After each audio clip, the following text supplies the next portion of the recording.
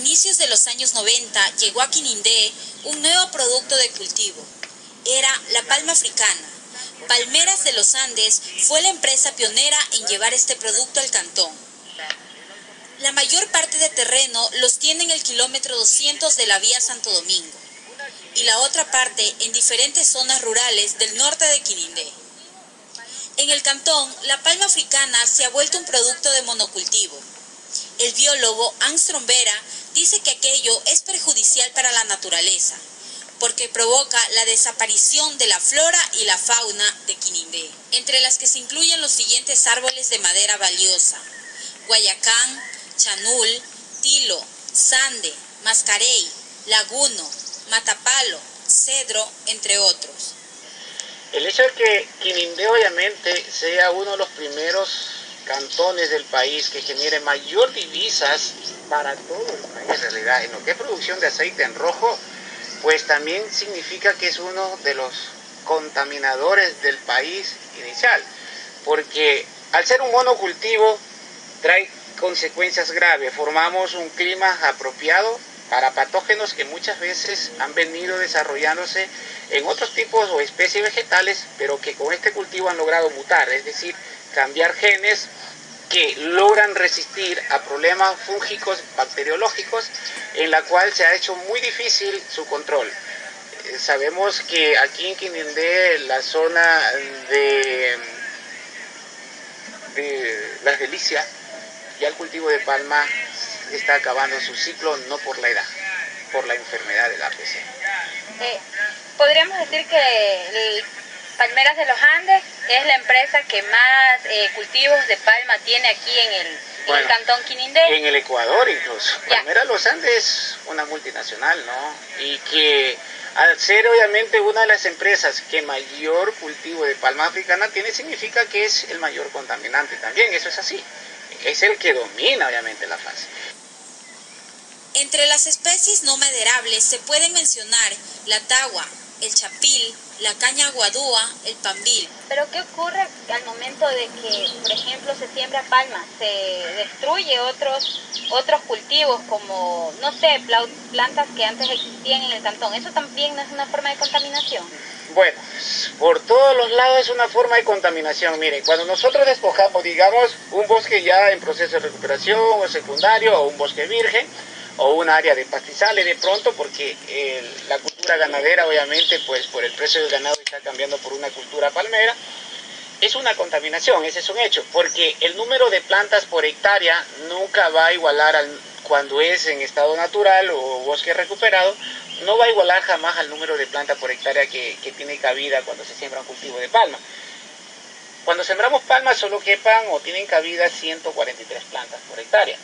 Pero cuando talamos la hectárea o defrozamos la hectárea, pues tenemos más de 5.000 plantas, sean de las diferentes especies, llámese esta alguna gliricidia, algún caoba, alguna teca, algún laurel, circa, en fin, como ejemplo le pongo esos materiales, pero hay otros tipos de malezas que al estar recién en proceso de desarrollo son captadores de dióxido de carbono y liberadores de oxígeno, ¿verdad?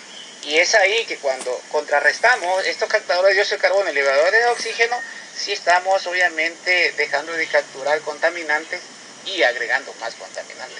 Los animales que casi desaparecieron por completo son los monos, la solfa, también llamada vaca de monte, los armadillos, las guantas, los pericos y muchos más, los cuales eran utilizados como alimento para las comunidades que estaban asentadas en las tierras que ahora ocupan Palmera de los Andes.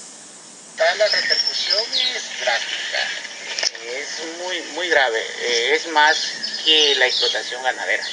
Sabemos que ganadería en sí tiene un efecto negativo hacia el medio ambiente muy fuerte, pero lo que es palma es mucho más fuerte.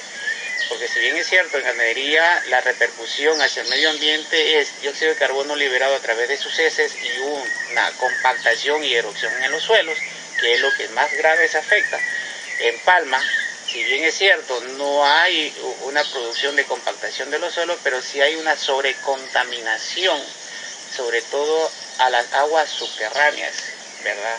Y al medio ambiente, la flora microbiana, del suelo, obviamente es la que en gran parte se ve afectada cuando se utilizan insecticidas de categorías altas y extremadamente tóxicas.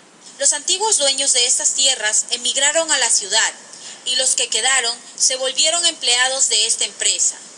La contaminación que ha provocado en este sector no ha sido el único daño que ha causado Palmera de los Andes, ya que para poder instalarse a los habitantes despojó de sus territorios. Los moradores del recinto Santa Elvira, en un 70% se dedica al cultivo de palma africana. La minoría restante se dedica a cultivar productos como arroz, cacao, maíz, maracuyá, entre otros. Bueno, antes de llegar a Palmera de los Andes, Palmera de los Andes, pues la gente se dedicaba al cultivo de cacao, café, ¿no? Sembríos de maíz, arroz, en pequeña escala, ¿no? Entonces, de esa manera la gente sobrevivía. El cacao, por ejemplo, yo me acuerdo que mi papá pues, producía sus hectáreas, tenía sus hectáreas de cacao y toda la semana cosechaba para mantener la familia. Pero yo sé que ellos, o sea, fueron comprando, o sea, tenía alguien su pedazo de tierra, iban y le decían, bueno, señor, véndame, le pago a tanto, y la gente, le cuento que la gente empieza a vender, y empezó a vender, y de esa manera se fueron extendiendo. El agua con que se abastecen los habitantes proviene del río Pámbula, aunque ahora ese afluente está casi seco. Hace unos 20 años atrás, el río se lo podía pasar en canoa o en balsas. La situación actual del río es que no tiene más de medio metro de profundidad. Esto se debe a que se ha sembrado palma muy cerca de este afluente, y como estas plantas absorben gran cantidad de líquido vital, secan el río. Por eso es recomendable sembrar la palma a 20 o 30 metros de distancia de los ríos y esteros.